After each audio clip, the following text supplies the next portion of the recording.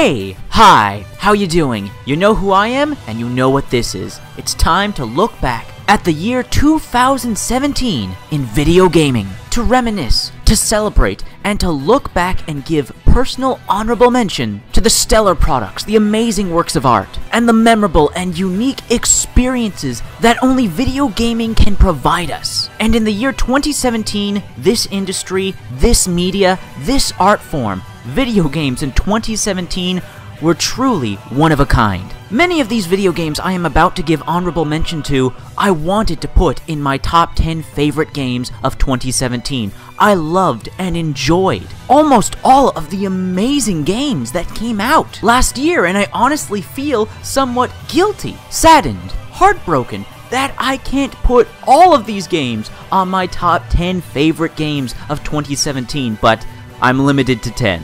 But there were so many amazing, stellar, phenomenal video games in 2017 that I could easily make a top 15, a top 20, a top 30. The year was so jam-packed with worthwhile, quality video gaming experiences. 2017 was one of the best, if not the best time to be a gamer. And now with all the introductory fluff out of the way, it's time for me to share with you my video games of honorable mention from the year 2017. These games were so close to making it on my top 10 favorite games of the year, but other games just won out. But these games are still so good, and I had so much fun with them, they are absolutely worthy of honorable mention. So let's begin.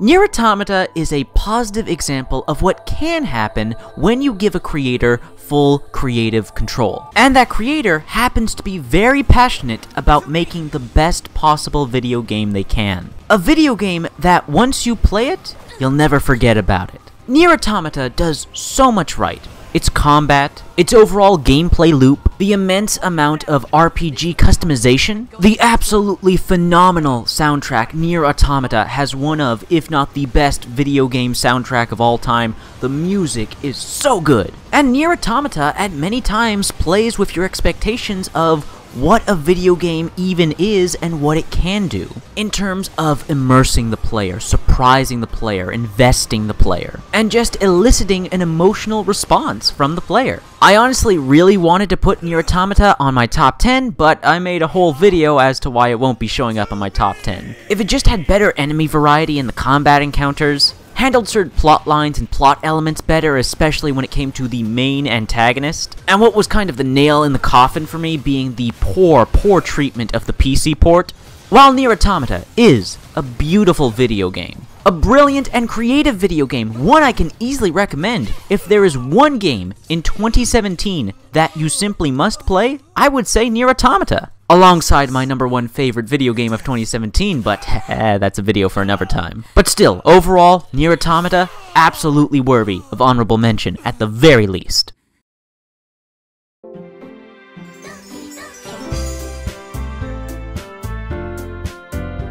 No, I'm not bullshitting you, this is real. Doki Literature Club is in my honorable mentions of video games of 2017. Believe me, I'm just as surprised as you are. I'm surprised how actually clever and deep the story is. I'm surprised how the game was able to make me care about these characters that are literally nothing but pictures and text. I'm surprised this game was able to subvert my expectations so radically. I'm surprised, most of all, how Doki Literature Club got me to care. It got me to care about a genre, about a type of video game that I despise. I despise dating sims. Little did I know that was all a facade for something deeper and far more intriguing. And to top it all off, it's completely free. That adds a lot to the game's favor. And while I wholeheartedly believe Doki Literature Club to be genuinely a good game, and I do genuinely like it, I simply couldn't put it on my top 10 favorites of 2017 simply for the fact that it's not really fun to play, and that's one of, if not the most important aspect of a video game for me. So while I do like Doki Literature Club and I do recommend it, it's totally free, why not try it out, I can't personally call it one of my favorites or say I'll be playing it again and again over and over again very often because, well, there's not much to it. It's not really a fun game to play. It's an experience, a unique experience for sure that is worth having, but fun factor is something that's really important to me, so yeah. But Doki Doki Literature Club is still absolutely worthy of honorable mention in my eyes. Oh yes, and Monica is best girl.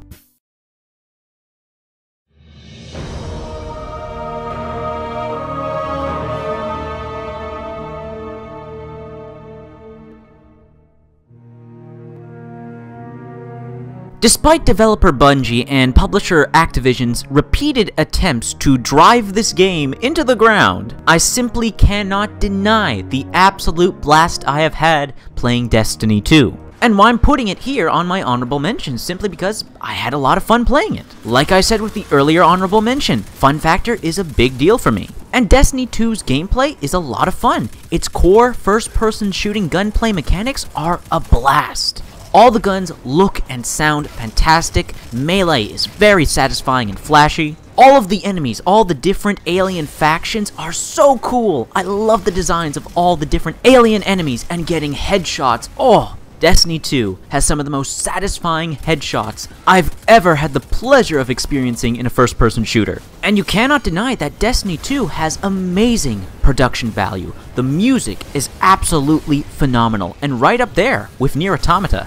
And the visuals, oh my god, the visuals, the art design for the environments, the characters, the armor, the weapons, absolutely beautiful, and the overall graphical fidelity, the lighting, the particle effects, the special effects in general, overall solid texture work, it's just an absolutely beautiful looking game. Although, all that being said, Destiny 2 leaves a lot to be desired. There's a lack of basic options and features, PvP multiplayer is a mess, and the excessive monetization of Destiny 2 is pretty anti-consumer. But despite the bad, there is some genuine good here, genuine good that I really enjoyed, and the good of Destiny 2 I feel is absolutely worthy of honorable mention. Also, I finally got to play the raid, and it was pretty awesome.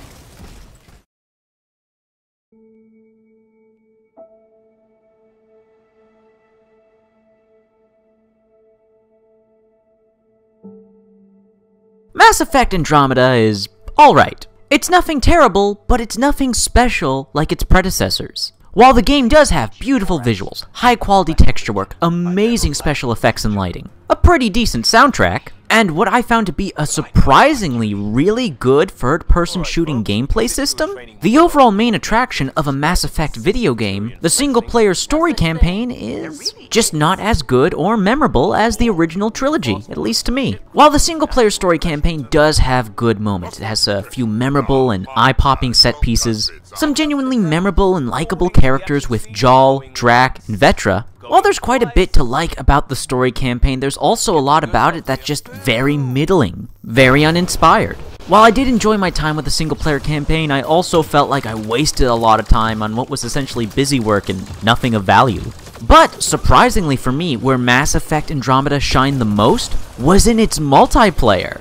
If you loved Mass Effect Free's multiplayer, its co-op horde mode, then there's a lot to like about Mass Effect Andromeda's multiplayer. A plethora of different unique characters to play as with varying abilities, and synergies with other characters and their abilities, a huge armory of weapons to choose from and upgrade, really well-designed multiplayer maps, and a very addicting and rewarding progression system. Surprisingly, I recommend Mass Effect Andromeda more for its multiplayer than its single player. I've honestly spent quite a few hours in Mass Effect Andromeda's multiplayer. I'm still playing it. I still really enjoy it.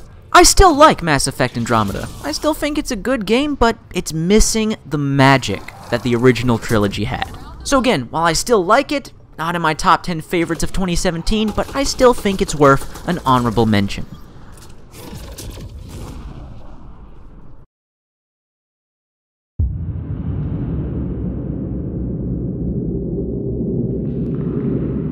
Styx, Shards of Darkness. Oh, I really like this game. I really do, and I really really want to put it on my top 10 favorites of 2017. But there were just so many good games that released this year, and I can only pick 10. But if I could squeeze this game into my top 10 favorites of 2017, I would in a heartbeat. But then again, I guess that's what honorable mentions are for. I love the original Styx, Master of Shadows, and I was so happy to see it get a sequel in Shards of Darkness, and Shards of Darkness is just as good and in many ways better than its predecessor. With all new mechanics and options for stealth, tons of more customization for Styx, fantastic level design, and of course, Styx himself, the main character, that lovable green goblin bastard. Styx is one of my favorite video game characters of all time, period.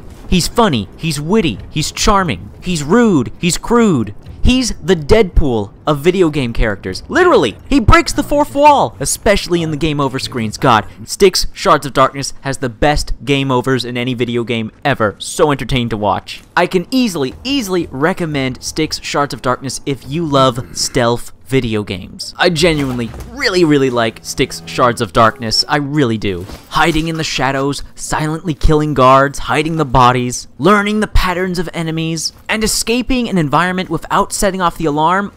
It feels so good.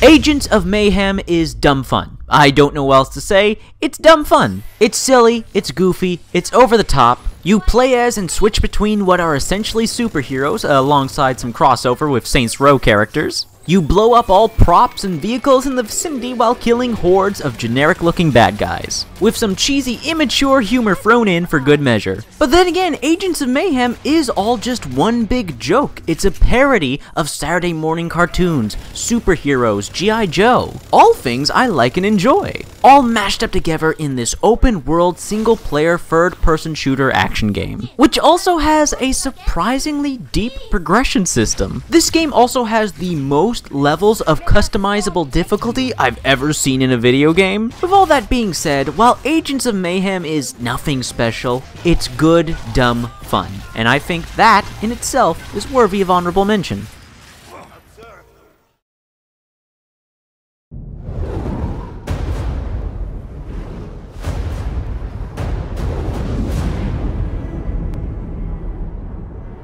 Total War Warhammer 2 is another video game I wish so dearly I could squeeze into my top 10 favorites if I could. I really do like this game. I didn't think the original Total War Warhammer could be topped, but the sequel did it. It did it. It provided a much better campaign experience, with an actual storyline to follow, with comprehensive objectives to complete, and the 4 new factions, 5 now if you include the Tomb Kings DLC, are all excellent with so much variety. From the Dark Elves to the Skaven to my favorite, the Lizard Men! I love the Lizard Men. And to top it all off are simply phenomenal, beautiful looking animations, an epic soundtrack, and just all that Warhammer goodness. I love Warhammer. I love the Warhammer universe, and to see it brought to life in these games, to see the environments and the characters, to see the epic lore of this epic fantasy universe that is Warhammer be brought to life, it's a fantasy nerd and geek's dream come true. Also, we don't get a lot of real-time strategy games nowadays, so I'll take what I can get. And Total War Warhammer 2 is an excellent strategy game. God, I wish I could put it on my top 10, but other games just won out. But still, absolutely worth honorable mention. And a must-play if you love real-time strategy video games.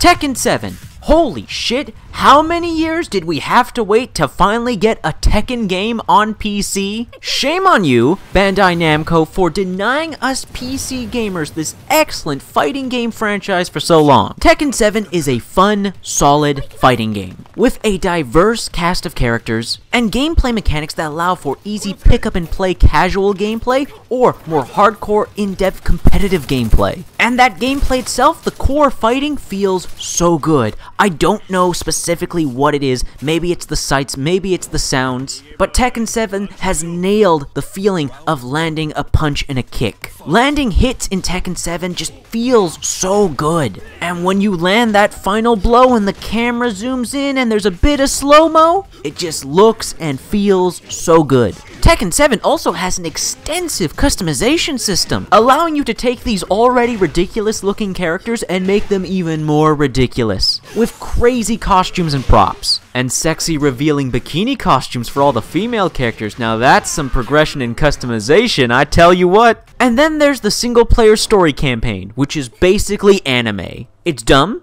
it's stupid, it's over the top and goofy, and it's a blast. The action-packed cutscenes are so fun to watch, and these characters so wild and crazy, that despite how absolutely moronic everything is, I couldn't help but enjoy myself. Tekken 7 is a fun fighting game with a lot to offer, a ton of different characters to play as, a hefty customization and progression system, several options for PvP and solo play. The game even has bowling.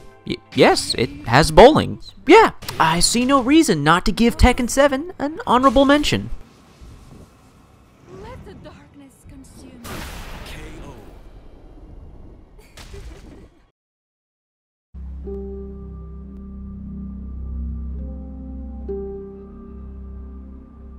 Absolver, in many ways, is spectacular, yet in just as many ways, it's also a disappointment. Its combat system, its core gameplay, is remarkably deep and complex. Absolver may have the deepest and most complex melee fighting system of any video game ever. It is remarkably satisfying to learn and to master. The game's art style and overall visuals and graphics are absolutely stunning. The world, the environments, the characters all look beautiful via its gorgeous art style, its lighting, its use of color. And while I'm not a fan of getting my ass kicked in PvP, those of you who love multiplayer PvP fighting games, you can really get invested in Absolver. With all that being said, there's barely any story, and what story is there is minimalistic and unsatisfying. The grind for new gear, clothing, and masks is an unenjoyable slog based around RNG, and the overall amount of content and game modes and features is pitiful. And I don't mean to sound rude. As the developers of Absolver, and Absolver being an indie video game, there is obviously love and passion behind this product with how much work was put into the art style, the deep melee fighting combat gameplay. But Absolver is one of those games, while solid and does what it does really well, really could use some more meat on those bones. But what is there is really well crafted and absolutely worthy of honorable mention.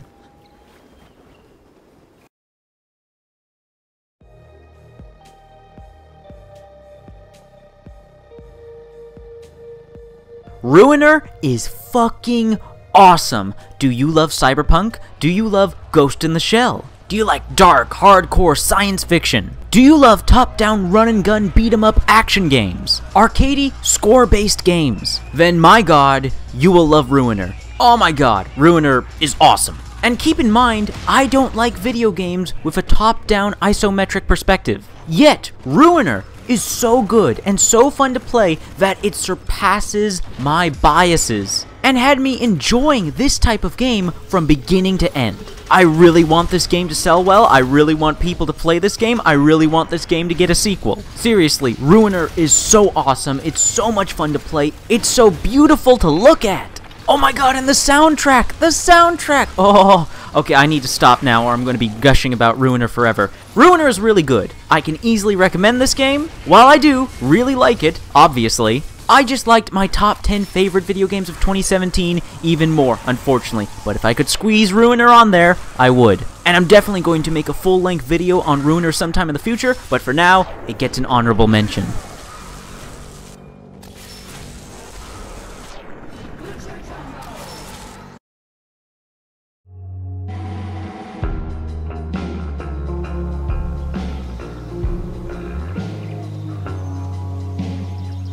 Life is Strange Before the Storm is good.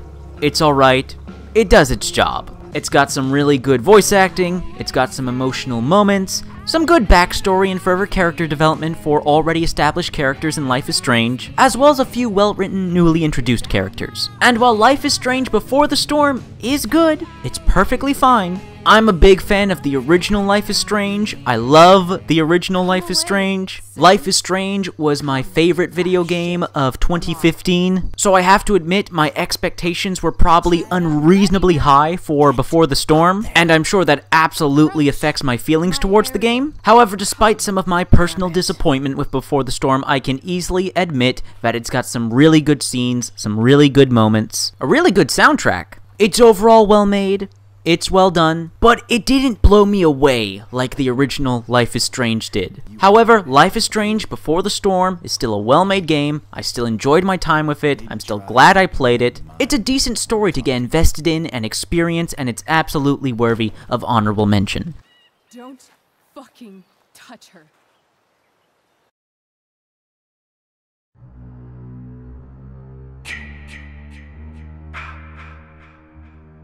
Friday the 13th, the game, is a perfect embodiment of the Friday the 13th movie franchise in video game form.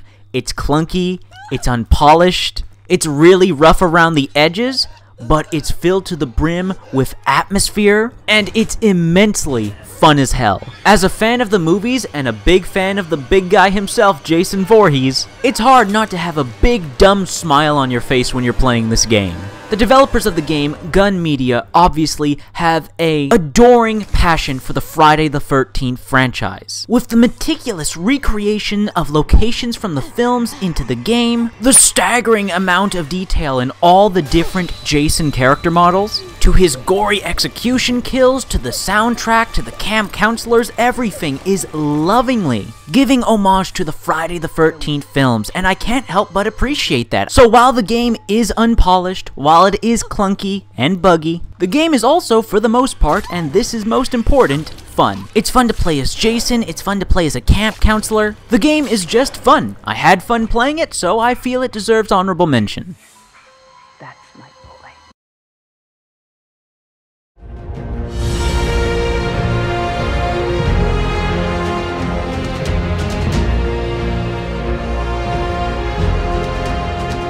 Ark Survival Evolved finally came out of early access, and it has dinosaurs in it.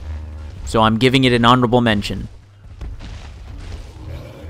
No, that's it. That's all there is. Moving on.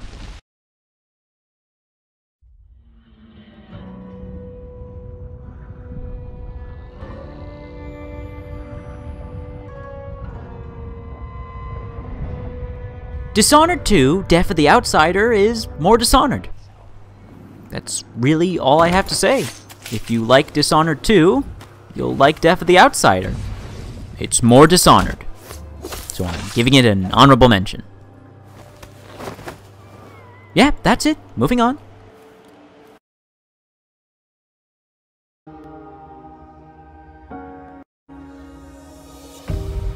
Halo Wars 2 is the first Halo game on PC since 2007. What the fuck, Microsoft? Yes, I am very salty that Halo Free still isn't on PC. What tipped you off? Anyways, Halo Wars 2 is a fun and simple RTS. While it is a real-time strategy game, and there is absolutely strategy involved, it is nowhere the same level of depth as other real-time strategy games, but that's not a bad thing. To make up for its lack of complexity, Halo Wars 2 is simple fun, specifically getting two things very right: the flash and spectacle of seeing these giant sci-fi armies battle each other with explosions and special effects, and the other being a plethora of content and stuff to do, with several different game modes, faction heroes to pick from, maps. There's a lot to sink your teeth into and spend time on in Halo Wars 2. And I find it somewhat impressive that this real-time strategy game is able to match the feeling and the atmosphere of a typical Halo game. Or at least the Halo games I've been able to play on PC, Microsoft! Stay focused, stay focused. Halo Wars 2 also has some of the best, simply some of the best CGI cinematic cutscenes in a video game ever. Besides that, however, the gameplay, the story in the single-player campaign, the graphics, the music, the whole package is a solid RTS video game. Nothing spectacular, nothing groundbreaking, but what Halo Wars 2 does, it does pretty well. Absolutely worthy of honorable mention. Well, Cuphead and his pal Bugman, they like to roll the dice. Cuphead is an instant classic. There's not much else to say. The visuals, the art style, the graphics are top-notch. They're perfect. The controls are perfect. Well, on PC with keyboard and mouse you have to do a bit of tinkering, but outside of that, controls, overall gameplay is perfect. The boss battles are perfect. Music, perfect. Story? This game isn't about story. It's about graphics and gameplay. About revitalizing, remastering the old classic 2D side-scrolling platforming shoot-'em-up style video game. And it does it absolutely brilliantly. My only issue, my one gripe with Cuphead is some questionable hitboxes here and there. Okay, not questionable, some are downright bad. But outside of some bad hitboxes here and there, which are rare, Cuphead, for the most part, is a masterpiece. An homage to classic video games. And while Cuphead may not be my personal favorite, and while I may not love the game as much as other gamers, I can still appreciate the objective quality of Cuphead, and the craftsmanship of this video game. Of course, I had to give this honorable mention.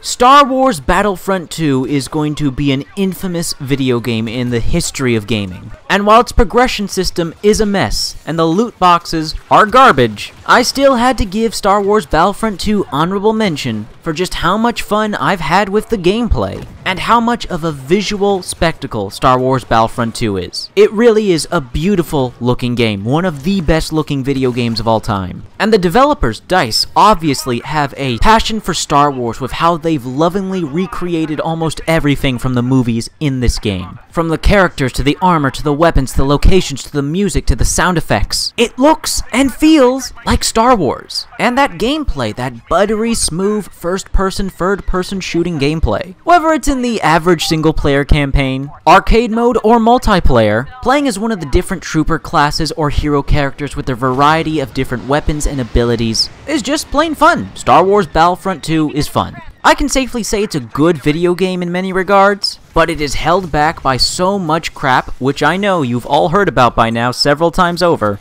that I, myself, and I'm sure everyone else can't help but disappointed that Star Wars Battlefront 2 could have been so much more if it wasn't for its issues. Still, however, with how much fun I've had in the game, I still felt I had to give it an honorable mention.